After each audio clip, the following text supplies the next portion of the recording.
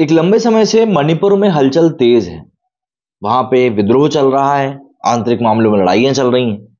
लेकिन अभी पिछले कुछ दिनों से म्यांमार से भी खबरें निकल कर आना शुरू हो गई। और म्यांमार से खबरें निकल कर आना, वो भी लड़ाई झगड़े की, भारत के लिए बिल्कुल भी सही नहीं है। क्योंकि म्यांमार के साथ भारत की एक बहुत ही सेंसिटिव बॉर्डर लगती है।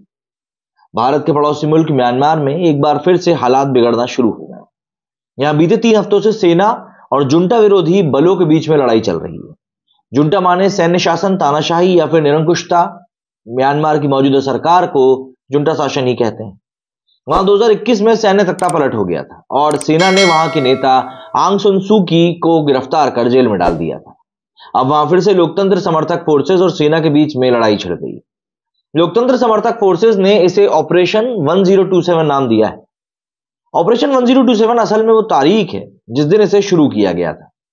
फोर्सेस ने सेना के खिलाफ 27 अक्टूबर को ऑपरेशन लॉन्च किया था। इस साल 27 अक्टूबर को म्यांमार के 3 विद्रोही गुट साथ आए।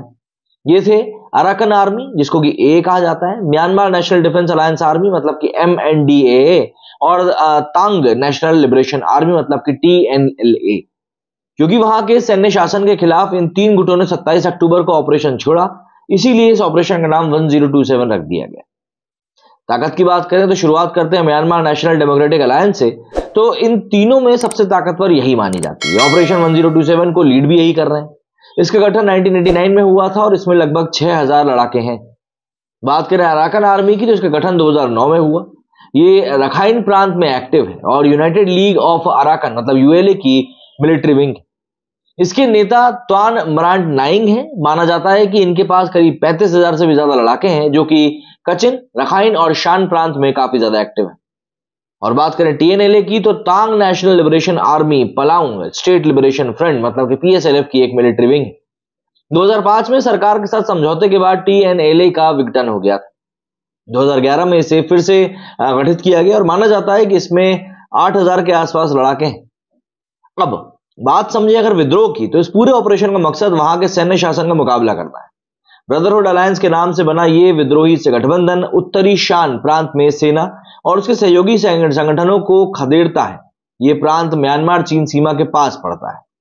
27 अक्टूबर को अलायंस ने बयान जारी कर कहा था कि उनके ऑपरेशन का मकसद नागरिकों की रक्षा करना, आत्मरक्षा करना और अपने इलाकों पर नियंत्रण हासिल करना है। म्यांमार सेना के हमलों और हवाई हमलों का जवाब देना भी है। बयान में यह भी कहा गया था कि सैन्य शासन का पूरी तरह से सफाया करना है और म्यांमार की पूरी आबादी भी फिलहाल यही चाहती है। ब्रदरहुड अलायंस का दावा है कि उसने म्यांमार सेना की 125 से ज्यादा चौकियों पर कब्जा कर लिया है। साथ ही बड़ी मात्रा में हथियार भी जब्त कर लिए। 6 टैंक और कई बख्तरबंद गाड़ियों पर भी अलायंस ने कब्जा कर लिया है। म्यांमार सेना ने कबूल भी किया है कि चिनशुएहा, पंसाई और हाउंग साई टाउन में उसने अपना नियंत्रण खो दिया है। अलायंस ने नामतू नदी के उत्तर में सेनवी पर नियंत्रण कर लिया है, लेकिन नदी के दक्षिणी और म्यांमार की सेना डिफेंसिव पोजीशन में। उत्तरी शान प्रांत में कम्युनिकेशन नेटवर्क बाधित हो चुके हैं। सीमा पर 105वें माइल कैंप जिना जिनयाओ और चिनवेशाक के जरिए होने वाला कारोबार भी पूरी तरीके से ठप पड़ चुका है। वहीं ब्रदरहुड अलायंस में चल रहे संघर्ष के बीच म्यांमार सेना के कई सारे सैनिक भारत में भी घुस रहे हैं। पुलिस अधिकारियों के मुताबिक अब तक म्यांमार के कुल 45 सैनिक मिजोरम में घुस चुके हैं। अधिकारियों ने बताया कि सोमवार शाम को 39 सैनिकों ने सीमा पार की और अपने हथियारों के साथ जोखाक्सर पुलिस स्टेशन पहुंचे। मंगलवार को फिर 3 और बुधवार को 2 सैनिक मिजोरम में आए। 39 सैनिकों को असम राइफल्स को सौंप दिया गया है और उन्हें सुरक्षित जगहों पर ले जाया गया है। बाकी के 6 सैनिकों को भी सुरक्षित जगहों पर लेकर जाया जाएगा। गृह विभाग के अधिकारियों के मुताबिक इन सैनिकों को एयरलिफ्ट कर मणिपुर के चंपाई जिले के मोरे में ले जाया जाएगा, जहां से इन्हें तामू भेज दिया जाएगा, जो म्यांमार का ही इलाका है। मिजोरम की म्यांमार के साथ में 510 किलोमीटर लंबी सीमा लगती है और जब से वहां सेना और ब्रदरहुड अलायंस के बीच संघर्ष शुरू हुआ है, म्यांमार के 5000 से भी ज्यादा नागरिक मिजोरम में आ गए।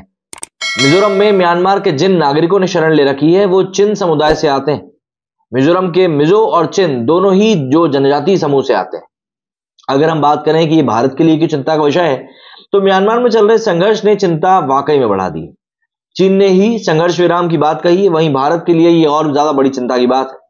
दरअसल संघर्ष की वजह से म्यांमार से हजारों शरणार्थी पहले ही मिजोरम में आकर बस चुके हैं। फरवरी 2021 में सैन्य तख्तापलट के बाद से अब तक करीब 31,000 शरणार्थी आ चुके हैं। शरणार्थियों के आने से पूर्वोत्तर भारत में तनाव फैलने की आशंका है। म्यांमार के चिन जातीय समूह का मणिपुर के कुकी के साथ काफी अच्छे संबंध है। वहीं मणिपुर के मैतेई उग्रवादी संगठनों की म्यांमार में भी मौजूदगी है। ऐसे में मणिपुर की स्थिति बिगड़ने का भी डर है और ऑब्वियस सी बात है, हम देख ही रहे हैं कि भारत का नॉर्थ ईस्ट तो अभी वैसे भी काफी ज्यादा डिस्टर्ब। तो देखना होगा कि म्यांमार में चल रहे इस ऑपरेशन 1027 का असर कितना पड़ता है भारत के ऊपर और कब ये ऑपरेशन खत्म होता है। मेरी सुनी फिलहाल इतना ही। जय हिंद, जय भारत।